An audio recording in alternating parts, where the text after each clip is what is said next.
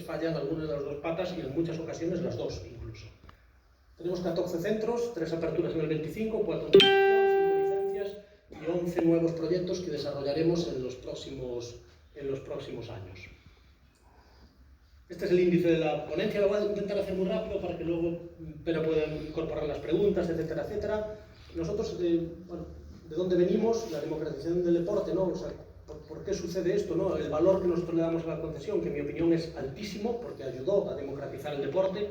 La evolución del ámbito concesional, el paradigma actual, que en mi opinión hay cierto desequilibrio, ahí hay un montón de concursos públicos, perdón para la gente que sea de Cuenca, pero que en Cuenca quede un concurso público desierto es razonable, pero que quede desierto en Madrid es absolutamente ilógico. Y vamos por el sexto. Claramente alguien está haciendo mal ahí sus deberes. A lo mejor nosotros, que exigimos rentabilidades más altas de lo que toca, pero desde luego esto está pasando. Y yo veo el futuro de las concesiones con un desarrollo completamente asimétrico, porque tienen tanta vinculación política a día de hoy que creo que es absolutamente asimétrico el cómo se van a desarrollar. Una visión muy corta de las concesiones. En Barcelona habéis sido pioneros. Aquí sucede algo muy especial, que es el primer plan delegado. Cuando se construyen las infraestructuras públicas, pues se le da una segunda vida a las infraestructuras de la Olimpiada. Esto que aquí veis con tanta naturalidad y ya hemos incorporado en nuestro ADN,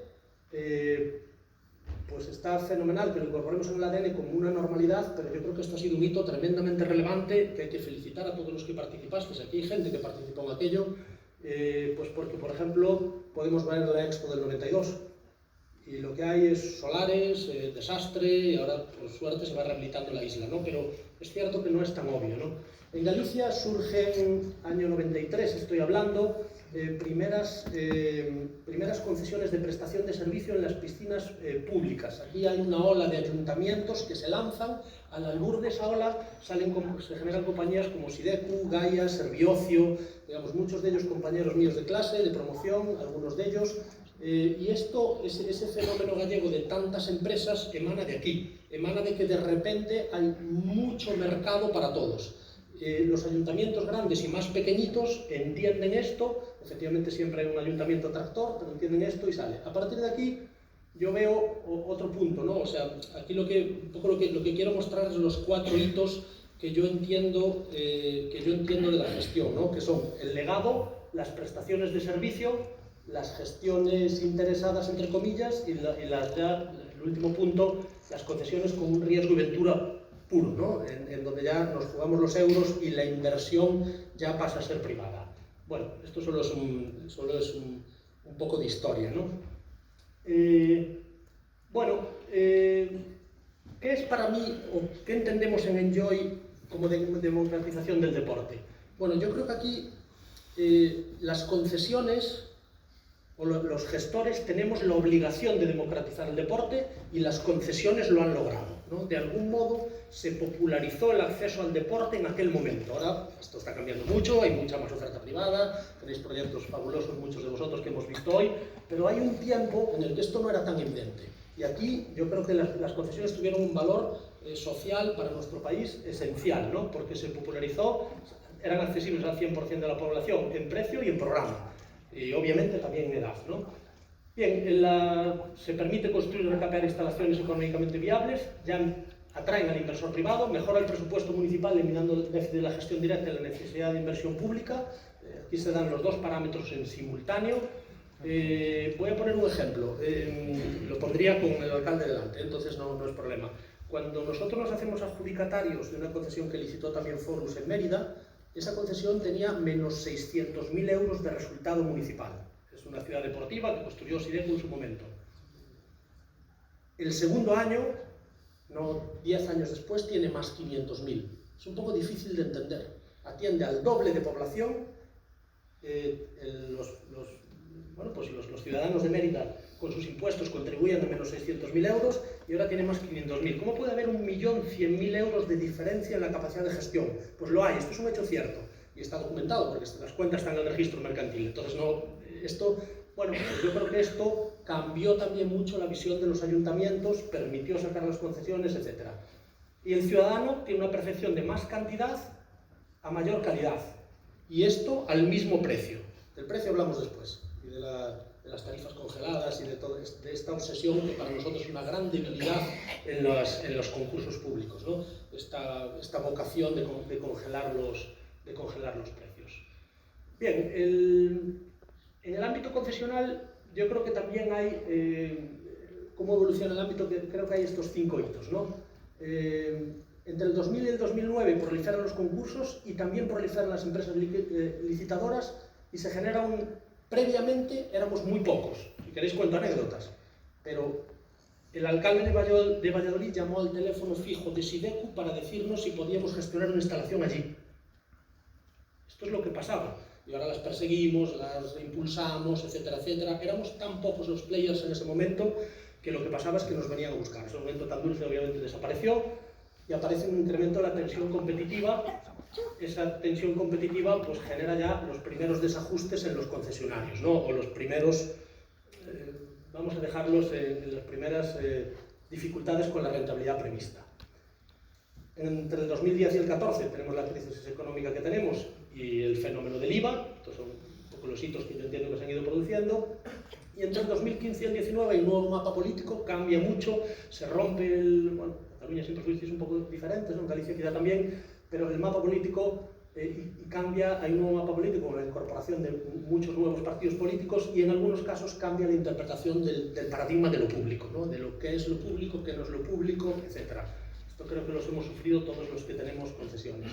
A partir del 20 pues tenemos una parálisis total, el COVID, para volver con más fuerza, efectivamente hoy estamos con más fuerza, y entre el 24 y el 25 se reactiva el modelo concesional, se reactiva de modo cierto, pero hay un cambio de paradigma y llegan los primeros concursos desiertos que yo no había visto. No digo que no hubiera uno por ahí despistado, pero es que ahora hay muchos. Zaragoza, Almozara, 6 en Madrid, Reus, aquí al lado. Bueno, no sé, podría dar una lista larga de concursos desiertos que evidentemente si no nos han interesado a las compañías no cabe pensar otra cosa que es por las condiciones, ¿no? Claramente, porque las poblaciones que estoy hablando tienen la capacidad, de hecho han sacado algunas de ellas otros concursos públicos a los que hemos licitado. Este es el modelo clásico de éxito, a mi entender, ¿no? Y el modelo que defendíamos las compañías y los ayuntamientos, ¿no? El ayuntamiento aportaba un suelo de características adecuadas, obviamente, con los metros cuadrados, etcétera, etcétera, con urbanísticamente viable, aportaba un plazo razonable para el retorno de la inversión. Esto que es tan obvio se está destruyendo un poco, lo vamos a ver en otra tabla, y aportaba un fondo de comercio suficiente para haber motivado el concurso.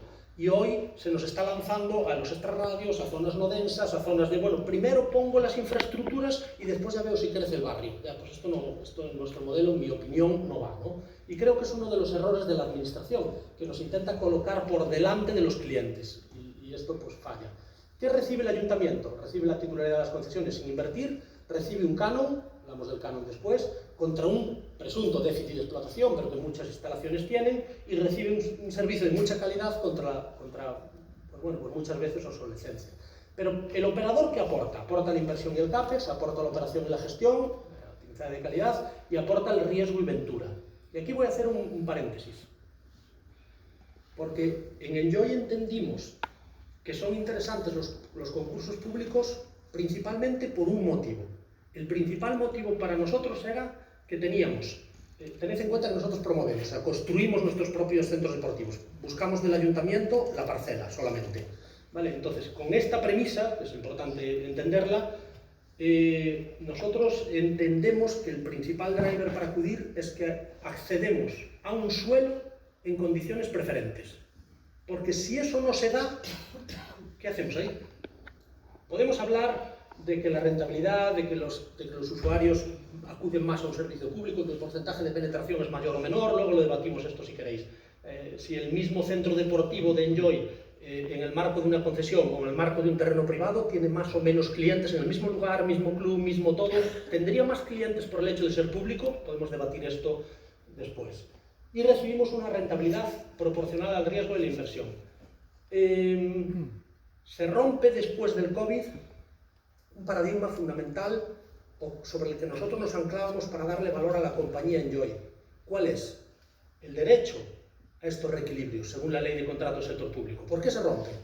Pues porque todas las demandas COVID que hemos hecho, porque entendíamos que había una ruptura del reequilibrio, me lo voy a inventar, porque claro, aquí España es plural y ha habido pues, sentencias de todo tipo. Pero nosotros hemos perdido el 90% de las que hemos planteado.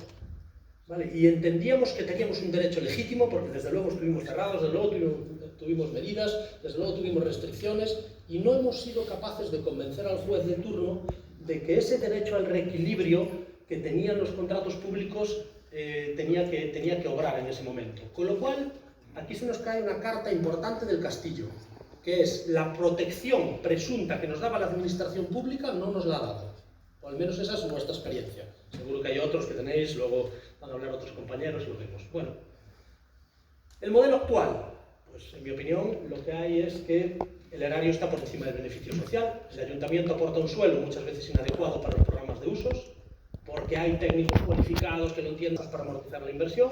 Hay un fondo de comercio no consolidado en muchos casos, exige inversiones a veces excesivamente altas y algunas de ellas muy ineficaces, cánones por encima del precio de mercado, en nuestra opinión también, y unas tarifas y fórmulas comerciales ineficientes, y entre ellas esta capacidad de actualizar las ordenanzas públicas de precios o no.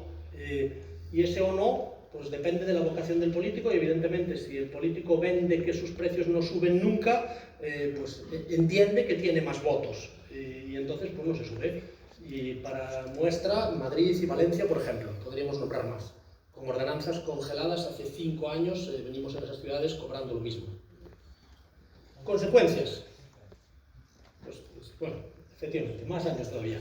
Concursos desiertos, adjudicaciones no ejecutadas también, o sea, empresas que hemos retrocedido después de adjudicado incluso el contrato, porque entendíamos que el marco no era el adecuado, y sí, como no, ciudadanos insatisfechos. Este es el final de poner el erario por encima del beneficio social que se ha invertido respecto... Yo empecé a trabajar en esta industria en el año 92, en Supera. Claro, ya pues ha llovido, ¿no? En mi opinión, ¿qué obligación tenemos las empresas? ¿Qué obligaciones tenemos? O sea, hemos de romper el paradigma actual y revitalizar el final, eso creo que está clarísimo, ¿no? Porque además creo que cabe, como decís antes, yo creo que es compatible con muchos otros modelos. Creo que en esta foto de nuestra España plural cabemos todos. Yo creo que caben todos los modelos, creo que hay fondo de comercio suficiente. Me gustó mucho como alguien expresaba el ciclo del cliente, ¿no? Que entraba por un low cost, que avanzaba hacia un concesional y que llegaba pues, a algo más sofisticado.